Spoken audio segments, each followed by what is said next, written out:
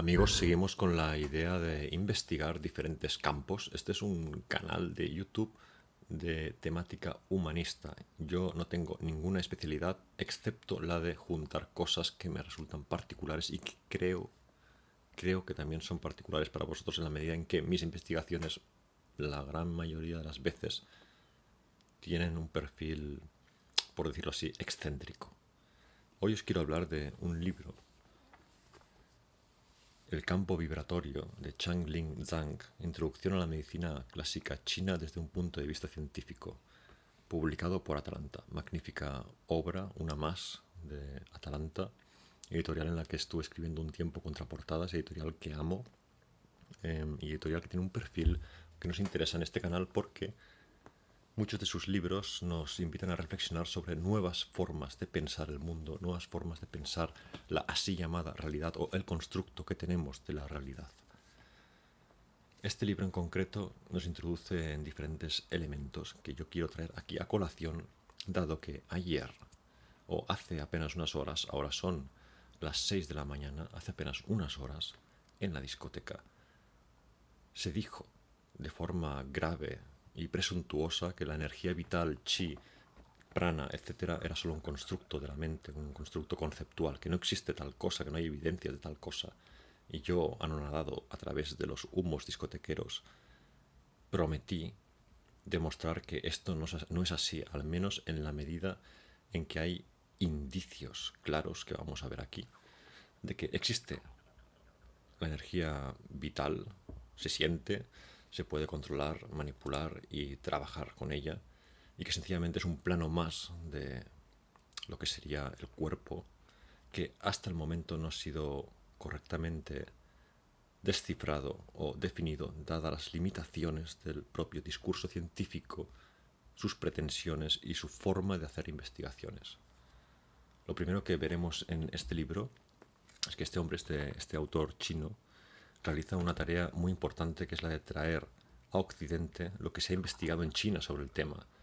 En China, a partir de los años 50, cuando se abrió de nuevo la investigación científica, aparecieron estudios y hubo grandes estudios que vamos a comentar en este vídeo en torno al tema de la acupuntura. Me voy a centrar solo en el capítulo 5 y 6 de este libro, porque tampoco os lo quiero destripar, pero creo que esos dos capítulos incluyen suficiente información para que tengamos una idea clara de que existe algo en lo que debemos empezar a pensar, cuanto menos, y que la propia experiencia personal, como creo que podré demostrar al final de este vídeo, la propia experiencia personal es fundamental para que esta creencia se solidifique. A ver, para quien no lo sepa, la acupuntura es una práctica de la medicina tradicional china y japonesa que consiste en la introducción de agujas muy finas en determinados puntos del cuerpo humano para aliviar dolores, anestesiar determinadas zonas y curar ciertas enfermedades. Estas agujas, cuando se clavan, inciden sobre lo que se conoce como los meridianos o canales energéticos, con resultados terapéuticos. La cuestión es que a lo largo del siglo XX en Occidente se han realizado múltiples investigaciones que han tratado de buscar pruebas científicas de la existencia de estos meridianos y de estos flujos energéticos. En estos experimentos se buscaban sobre todo elementos fisiológicos y anatómicos que que probaran la existencia o validaran la acupuntura como disciplina médica. Por ejemplo, se buscaron en vano los así llamados meridianos, estos canales, en vano, porque no existen propiamente, como veremos, y se obtuvieron resultados pobres a partir del estudio de la conductividad eléctrica de la piel. Cuando clavas la aguja, ¿qué pasa a nivel de eléctrico? Hay cambios, hay modificaciones, algo ocurre. Había indicios de que algo ocurría, pero todos los estudios estaban de alguna manera mal enfocados en la medida en que los resultados siempre eran poco claros. En Oriente, en paralelo, una vez reactivada la investigación científica en China, pasados los años 50, se abordó el tema de validar científicamente la práctica milenaria de la acupuntura desde otra perspectiva. Se intentó realizar esta demostración científica desde otra perspectiva. El punto de partida de la investigación en China, que tuvo luego mucho desarrollo, como veremos en este vídeo, fue la experiencia subjetiva de los pacientes. Cuando te clavan una aguja de acupuntura se produce una sensación única, fácilmente reconocible por el paciente, pero difícil de describir con palabras. una especie de acidez, inflamación, entumecimiento, dolor, calor, frío o calambre al mismo tiempo que se propaga cuando se clava la aguja. Esta sensación recibe el nombre de sensación de chi, ki, prana, energía vital. Lo que sentimos es el chi, prana, energía vital, moviéndose por los así llamados meridianos. Los meridianos son un mapa de recorridos y correlaciones energéticas dentro del cuerpo para el que no se había encontrado una clara estructura anatómica que lo implicara. ¿Cómo empezó la investigación para llegar a conclusiones definidas? Vamos a leer aquí un fragmento. Con el fin de demostrar que el sistema de la acupuntura no era ninguna fantasía, en los años 70 se organizó en China una investigación a gran escala centrada en el fenómeno de la sensación que se propaga a lo largo de los meridianos. Era la primera vez que la fiabilidad de la teoría de la acupuntura se abordaba desde la perspectiva de la ciencia moderna y por tanto de la cultura y el pensamiento occidentales en China. Fue también el proyecto de investigación más amplio que se ha emprendido en China hasta la fecha. Este libro se publicó en 2016, no podemos tener en cuenta el asunto del COVID. Contó con la participación de 28 instituciones y miles de médicos del gigante asiático e incluso se extendió a equipos médicos chinos en África. Durante 6 años se examinó a 63.228 personas de diferente género, edad, etc. En cierto modo, esta forma de investigación en la que se preguntaba por la sensación subjetiva de los pacientes una vez recibían el tratamiento de acupuntura se asemeja a una encuesta de opinión pública. O sea, el punto de partida de la investigación fue casi una cuestión estadística de preguntar a la gente qué sentís.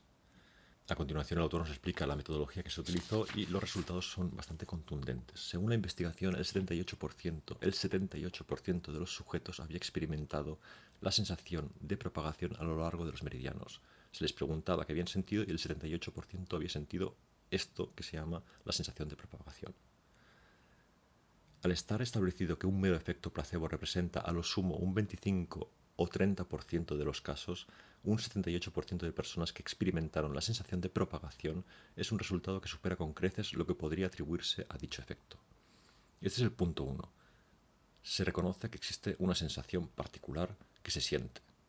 A continuación, una pregunta interesante que se formularon los científicos fue si estos datos recabados en esta investigación correspondían con los textos antiguos. Recordemos que la acupuntura es una disciplina milenaria y que sus textos fundamentales tienen miles de años y son mapas en los que se describen los meridianos.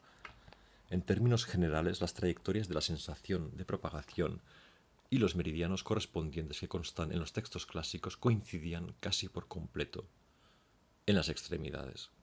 Sin embargo, en el torso estaban ligeramente desplazados y en la cabeza la diferencia era bastante significativa. Las trayectorias de la sensación de propagación también diferían entre sujetos, aunque en la mayoría de los casos de manera mínima. Entonces aquí se empieza a investigar sobre esta sensación. El primer elemento que destacamos es que las descripciones que hacen los entrevistados coinciden con los mapas, grosso modo y de forma bastante precisa en algunos aspectos. Cuando te clavan la aguja aquí, sientes tal sensación que corresponde con el canal descrito en los mapas. Esto por un lado. Por otro lado, hay elementos que los textos antiguos no contienen, pero que esta nueva investigación incorporó.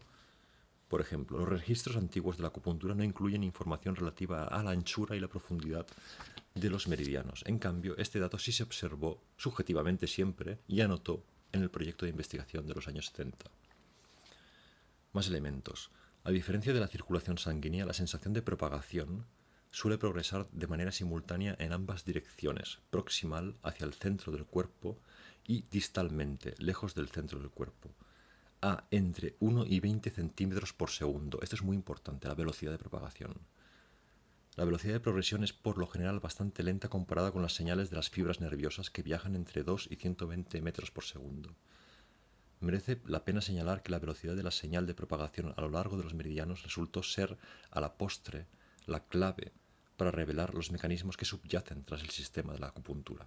La velocidad de propagación, estos entre 1 y 20 centímetros por segundo. Vamos a ver qué pasa con esto. A partir de aquí surgieron dos escuelas contrapuestas, una dualidad como suele ocurrir en torno a esta investigación. Por un lado estaba la hipótesis central. Según la hipótesis central, la existencia de la sensación de propagación a lo largo de los meridianos es solo cerebral y no incumbe al cuerpo. Esta hipótesis básicamente nos está diciendo que la acupuntura es un cuento de hadas. no hay nada que está pasando allí, es toda una cosa de la mente. Hay intentos de corroborar esta hipótesis, hay estudios muy sofisticados que correlacionan lo que ocurre en el córtex con las sensaciones, en fin, hay una serie de investigaciones que se plantean en el libro. Sin embargo, hay bastantes pruebas experimentales que apoyan la hipótesis periférica, la cual sostiene que la sensación de propagación es un proceso que se produce en el cuerpo antes que en el cerebro. Por ejemplo, la correlación de las áreas de baja resistencia y las líneas de baja resistencia de la piel con los puntos de acupuntura y los meridianos descubierta por Cron y Nakatami, la cual se estudia a fondo en el capítulo 6, está bien establecida.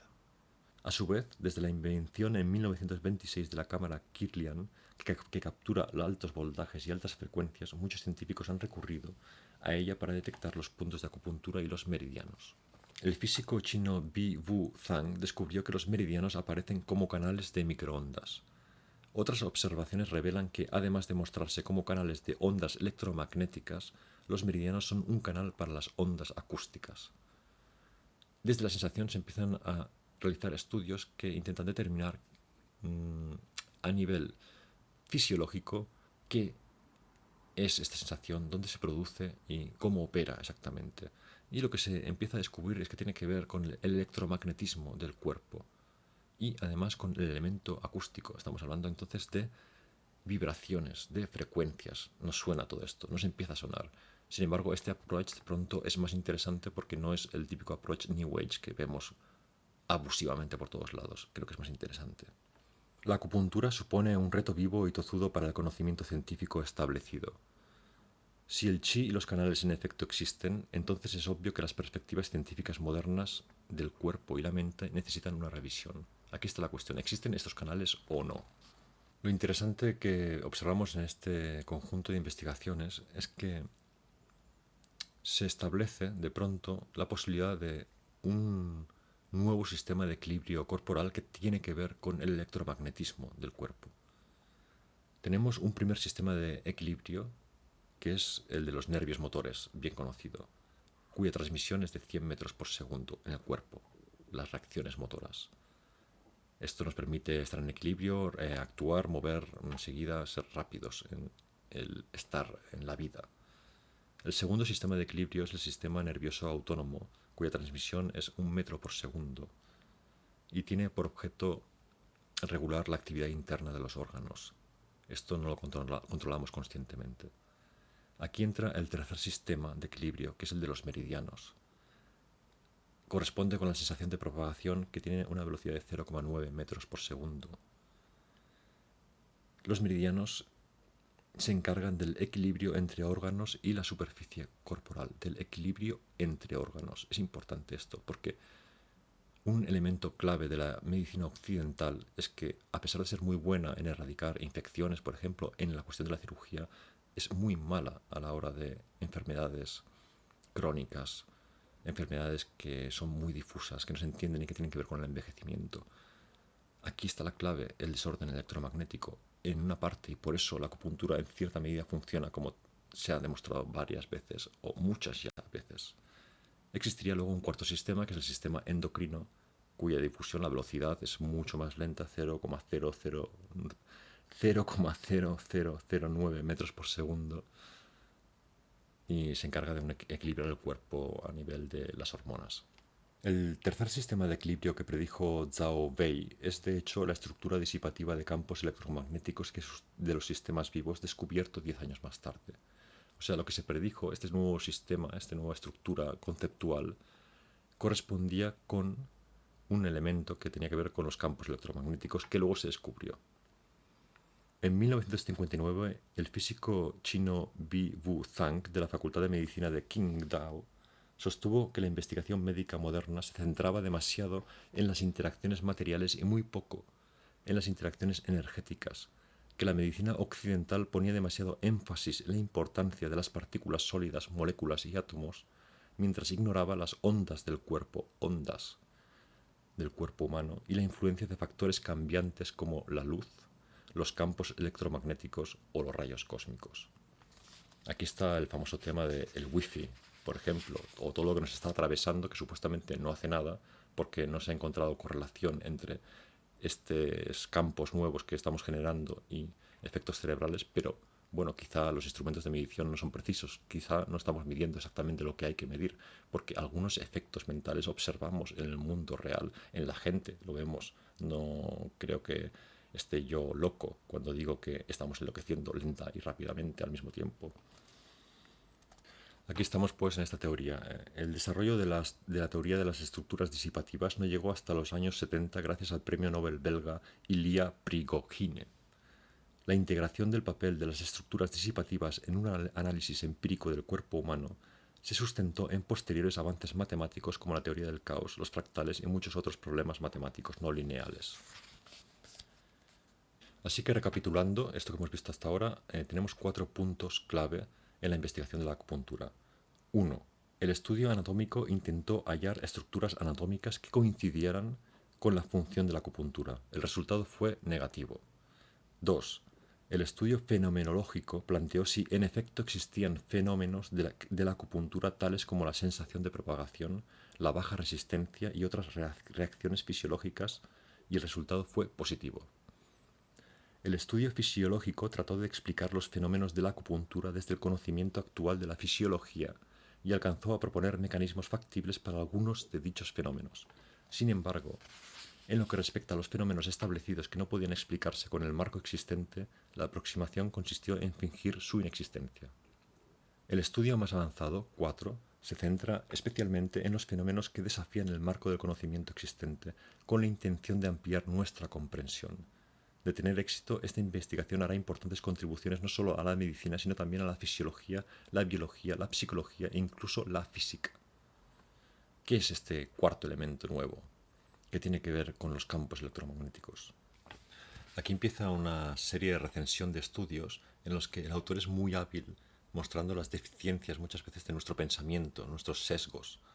Por ejemplo, a partir de estos primeros indicios, se formularon preguntas diferentes, preguntas que llevaron a estudios que llevaron a resultados X. Primera pregunta que se formularon. ¿Qué tamaño tiene un punto de acupuntura? Hay los puntos en el cuerpo y te clavan la aguja y eso es un punto. ¿Qué tamaño tiene este punto?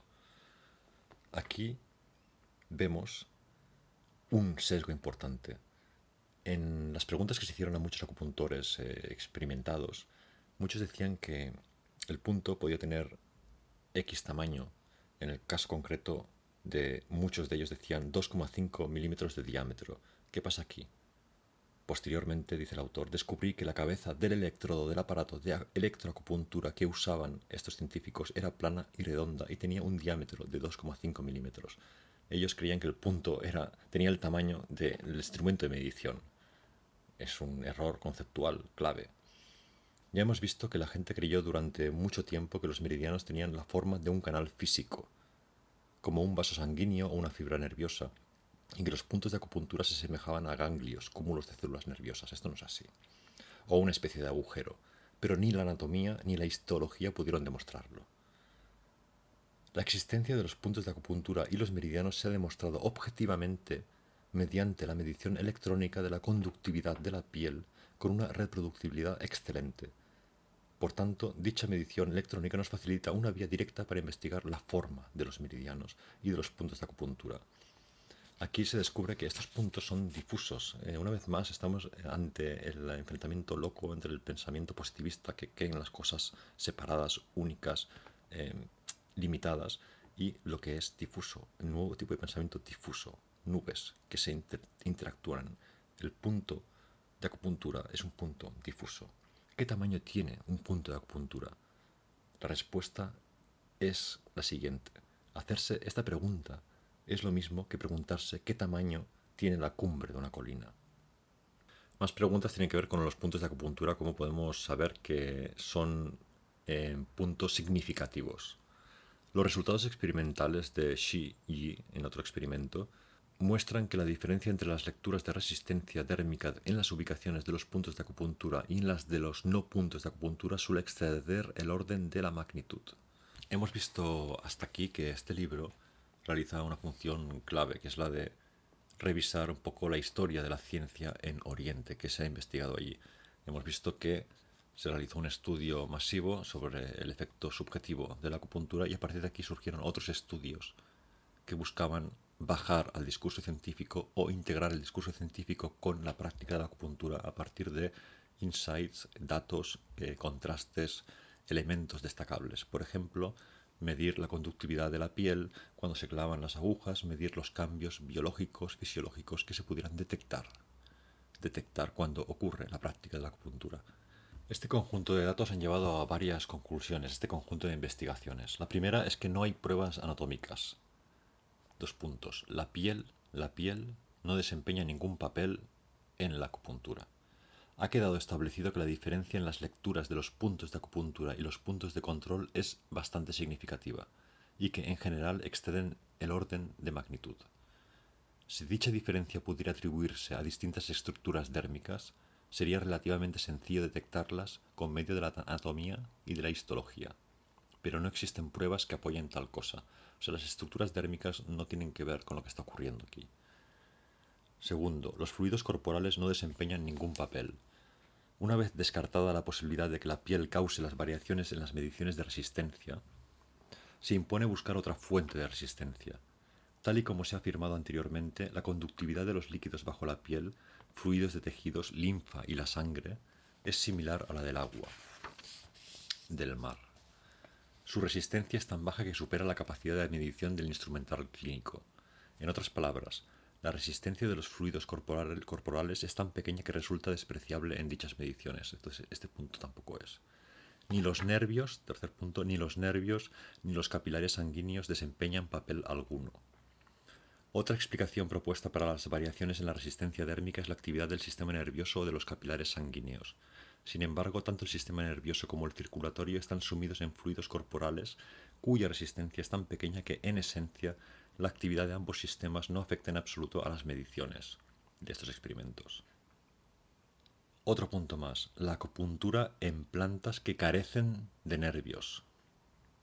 El argumento de que el sistema nervioso contribuye de manera significativa a la variación de las mediciones de resistencia dérmica se debilita aún más cuando consideramos que, además de estar presentes en la piel humana y animal, estos puntos de baja resistencia también se encuentran en las plantas tal y como se muestra en la lámina 6.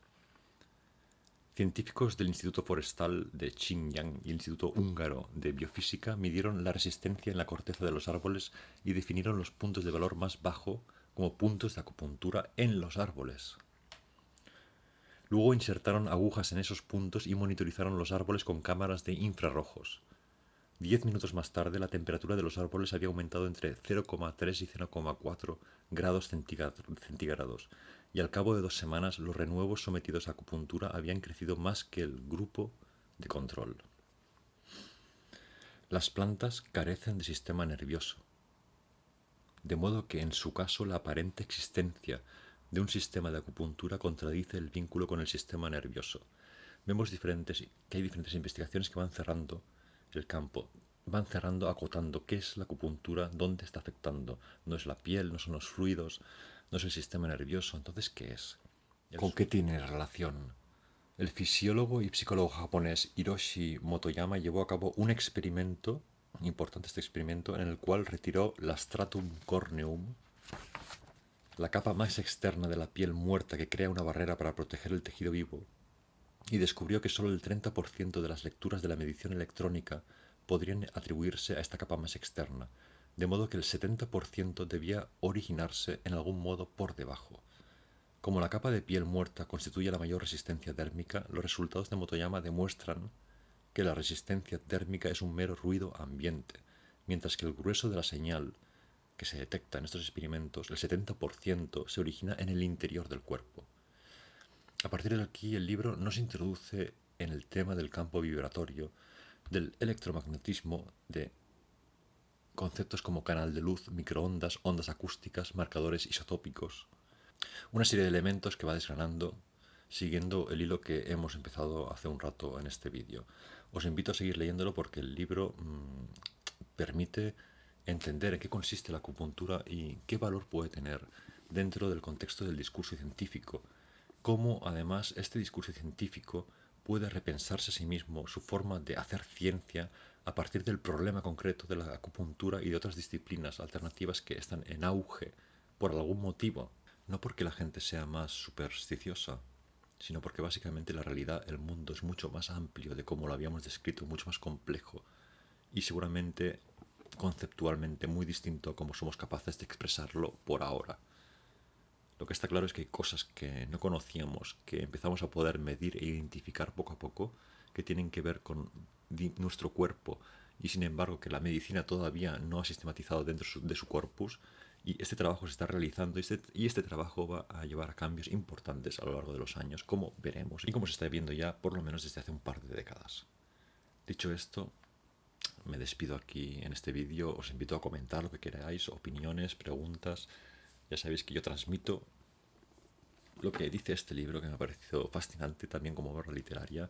Solo comentaría que finalmente este tipo de libros siempre dedican una gran parte a criticar el reduccionismo científico vigente. El problema de estos libros es que muchas veces hacen resúmenes, por ejemplo, de la historia de la física. Hace un resumen de la historia de la física del siglo XX en un capítulo. Claro, eso es una reducción en sí misma, y para criticar el reduccionismo con otro reduccionismo hay una serie de problemas que se plantean aquí. Creo que el interés del libro empieza realmente a partir de la página 108. Antes también hay un juego que hacen muchos autores, divulgadores científicos, que es el de crear imágenes, metáforas, símiles para que el lector entienda. En ocasiones son pobres. En el caso de este autor en concreto, no me han acabado de gustar. Ahora, cuando entran al grano, este autor es mucho más preciso que otros que yo he encontrado. Mucho más preciso desde el punto de vista de lo científico para quien le interese ese tipo de perspectiva y quien esté leyendo divulgación de la ciencia y quiera aproximarse a estos temas. Este es el libro adecuado. Dicho esto, os invito a suscribiros, dadle like por favor, que siempre ayuda a que lo vea más gente. Y vamos hablando por aquí. Ya sabéis que podéis sugerirme temas, lo que queráis. Todos los vídeos están interrelacionados, hay un pensamiento detrás que pretendo ir esbozando poco a poco, aunque resulte extraño, aunque resulten minucias, aunque resulten particularidades, siempre interesado en investigar lo que me parece nuevo o distinto.